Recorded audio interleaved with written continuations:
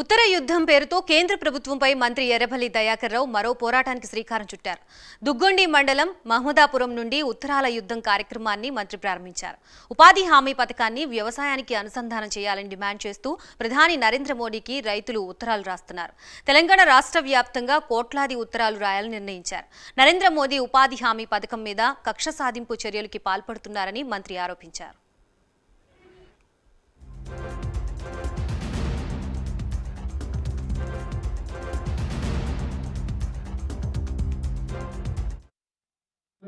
అవస్థ ఇప్పుడు కొత్త కోడలు వచ్చినాక మంచిగా ఇంతకే నీళ్ళు పెట్టాలి. ఇవన్నీ కేసీఆర్ దయ వల్ల 40,000 కోట్లు ఖర్చు పెట్టి నీళ్ళు ఇచ్చిన మహానుభావుడు కేసీఆర్ కాదా ఒక్కసారి మనం రివ్యూ చేసుకోవాలి. ఎదురు పెట్టుబడి ఎకరాన 10,000 ఇచ్చాడు. నేను ఒకటే మిమ్మల్ని అందరినీ కూడా కోరుతున్నా, అంతటా వేరే రాష్ట్రాల్లో కూడా ఎకరాన 3,000 నుంచి 5,000 ఇస్తాను నష్టపరిహారం. కేంద్ర బీజేపీ ప్రభుత్వమే ఆర్డర్ ఇచ్చింది 5,000 కంటే ఎక్కువ ఇవ్వద్దని.